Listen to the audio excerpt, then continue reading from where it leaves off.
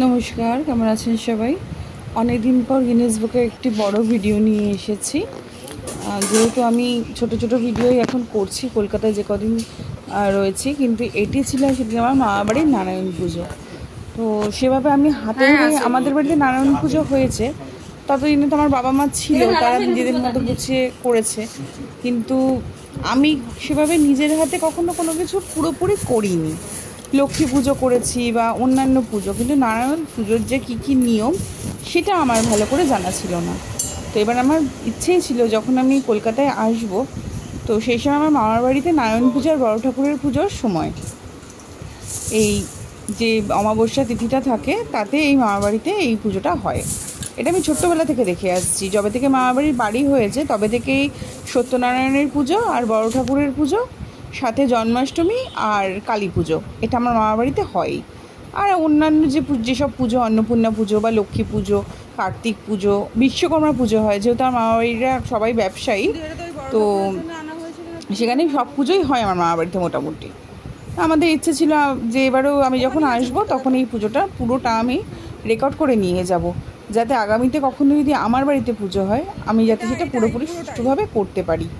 তো সেই জন্যেই পুরো ভিডিওটা আমি করে নিয়ে গেছিলাম, এবং ঠাকুরমশাই খুব সুন্দর করে আমাকে বলে দিচ্ছিলেন যে কতটা কি মাপ হবে, কিভাবে কি করতে হবে, কতটা গুছোতে হবে, কি কি জিনিস প্রয়োজন, বা বাইরে থাকলে যে জিনিস কতটা কীরকম দরকার, বা কোনো কিছু কম হয়ে গেলে আমি কি করব, সেসব হিসেবপত্র ঠাকুরমশাই আমাকে খুব সুন্দর করে বুঝিয়ে দিচ্ছিলেন। ও আর মামিরা বলছে যে ভালো করে দেখে নিয়ে যাও, আমি তোমাকে ফর্দ পাঠিয়ে দেবো, যে তাহলে তুমি একটুখানি যখন নিজের বাড়িতে করবে তখন তুমি বুঝে শুনে করতে পারবে। এবার দেখুন, যেটা পরিমাণের ব্যাপার থাকে, হয়তো কেউ বড় করে করে, কেউ ছোট করে করে, যার যেমন সামর্থ্য বা পরিস্থিতি, লোকবল, সেই অনুযায়ী মানুষই তো আমরা পুজো এটা করি। তো এখানে যেহেতু আমার মামার বাড়িতে অনেকই লোকজন, তো তারা যেভাবে অ্যারেঞ্জ করতে পারবে, যাদের একার বাড়ি তাদের তো আর সেরকমভাবে সম্ভব নয়। এখানে যেমন আমার 3 মামি আছে, আমিও হাতে গুছিয়ে দিয়েছিলাম, আলপনা এঁকে দিয়েছি, ফল কাটা, টুকটাক যেসব কাজ, সিন্নি মেখে দেওয়া, এগুলো তো আমি পারি, তো সেগুলো করে দিয়েছি। কিন্তু বাদবাকি যে এত কিছু গোছানো, সেটা তো আর একার দ্বারা সম্ভব নয় না সবসময়। তো সবাই মিলে পুজোতে করলে ভালোই লাগে। অনেক দিন পর বেশ পুজো পুজো একটা বেশ ভাল লাগছিল ভেতর থেকে। খুব সুন্দর করে উপোস করে সারাদিন পুজো দেওয়ার একটা মনের আনন্দই আলাদা। আর অদ্ভুতভাবে অন্যান্য দিন খিদে পেলেও যেদিন উপোস করি সেদিন একেবারেই আমার খিদে তেষ্টা কোনো কিছুই পায় না। এটা ছোটোবেলা থেকেই আমি বেশ বিভিন্ন পুজোরই উপোস করি, কিন্তু আমার এখনও কালী পুজোর উপোসটা করা হয়নি।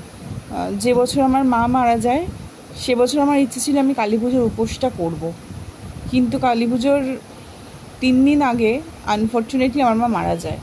হ্যাঁ, হয়তো আমরা কিছু ক্ষেত্রে জানতাম যে মা থাকবে না, কারণ সে অসুস্থ ছিল, তবুও ওই ডেটটা এক্সপেক্টেড ছিল না।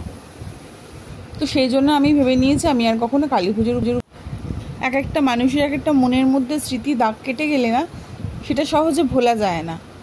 যেমন মা চলে যাওয়ার পরে আমি পনির খেতাম না, যেহেতু আমার মা পনির খেতে খুব ভালোবাসে, বাস্তব সেহেতু আমি পনিরটা খেতাম না।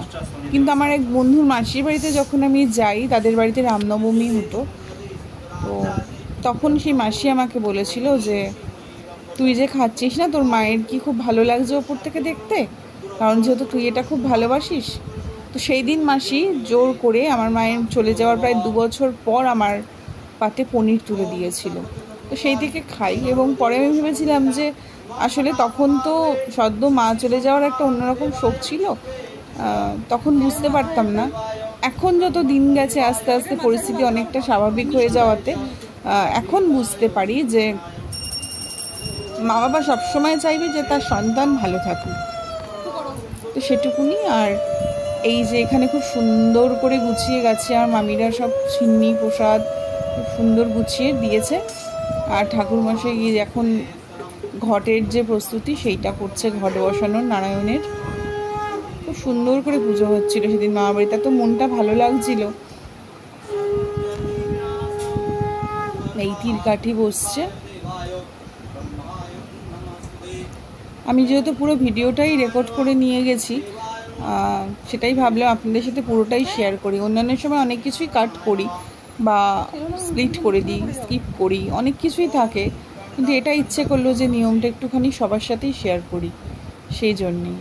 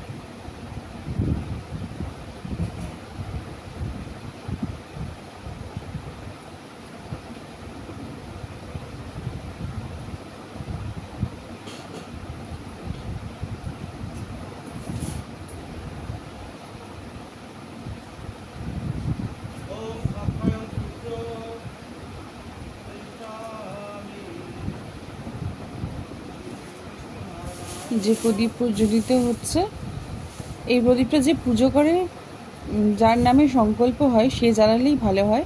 আপনারা যে কেউ জ্বালাতে পারেন, বাড়ির যে কোনো মেম্বার জ্বালালেই হবে। এখানে হচ্ছে নারায়ণ স্নান, কি সুন্দর দৃশ্য, নারায়ণের স্নানের দৃশ্য। আমি অনেকদিন পরেই দেখছি জিনিসটা, যেহেতু এখন মামাবাড়ির কোনো পুজোতে আমি প্রেজেন্ট থাকতে পারি না, দূরে থাকার দরুন। তো অন্নপূর্ণা পুজো বা কালী পুজোটা আমি খুব মিস করি। এবার কলকাতায় এসে আমি প্রায় সব পুজোই কভার করে ফেলছি, শুধু দুর্গা পুজোটাই হলো না, সেটা তো আমাকে তো ফিরতে হবে নিজের জায়গায়। কাঞ্চনজং বাপ্তি ঘটো মক্ষতং ব্রহ্ম কারয় বেদি পৃথিবীষ্টং বিত্তশাস্ত্রং বিজর্জয়েত। ওং সুবর্ণ ভোগদ্যং প্রক্তরাজসং মুখ্যদায়কং তাম্র প্রীতিকরং জ্ঞেয়ং কাংসোজ্জং পুষ্টিবর্ধনং কাচ্চং বৎসকরং প্রক্তপাসনং সুকর্মাণি মৃণ্ময় সর্বকার্যেষু সুদৃশ্য সুপরিষ্কৃতম।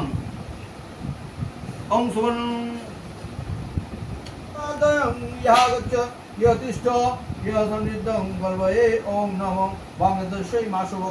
এদিকে ঠাকুরমশাই বসে পড়েছে আর আমিও ওইদিকে বসে পড়েছি ক্লান্ত হয়ে। এত ক্লান্ত, মানে উপোস করে খিদে পাইনি বটে, কিন্তু ক্লান্তি অবশ্যই লাগছিল, কিন্তু তাতে আনন্দের কোনো কমতি ছিল না। সবাই এক জায়গাতে হলে যে মজাটা হয়, সেটা যেন আর কোনো কিছুতেই হয় না। আমি আবার হয়তো এই মজাটা প্রায় 1 বছর পর পাবো, যেহেতু আমার সবাই কলকাতায় আর আমি একা দিল্লিতে থাকি, সেহেতু এই মজাটা আমি অনেকদিন পর পাচ্ছি। আর সেটা আবার অনেকদিন পর এসে যখন আসবো, তখন কখন আসবো, সেই সময় কি কি ওকেশন থাকবে, সেটাও একটা ব্যাপার থাকে। তো ইচ্ছে আছে আগামীতে ওই পয়লা বৈশাখের সময় বা এই পুজোর আগে আগেই আমার আসার।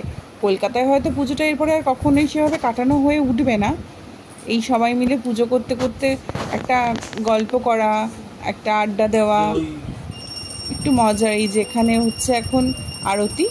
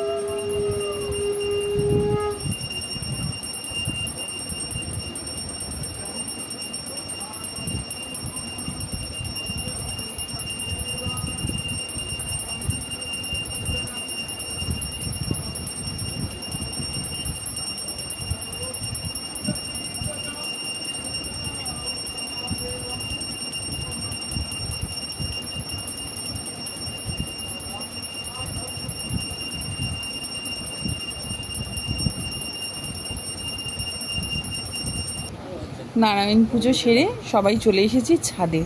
আর ছাদে এসে এই অপূর্ব দৃশ্য দেখুন, মেঘ কেমন, দেখে মনে হচ্ছে একটা পাহাড় কি সুন্দর করে উপরে উঠে রয়েছে। আসবে তো বটেই। আর যেহেতু বড় ঠাকুরের পুজো, সেহেতু এখানে গোছানোর সময়টা অনেক কম ছিল, আস্তে আস্তে অন্ধকার হয়ে আসছিল, তাই জন্য এটির ভিডিওটা খুব একটা নেই, অল্প একটু আছে। এখানে হচ্ছিল বড় ঠাকুরের পুজো। আমার ভিডিওটি কেমন লাগলো জানাবেন, লাইক কমেন্টস করে দেবেন। সবাই ভালো থাকবেন, সুস্থ থাকবেন।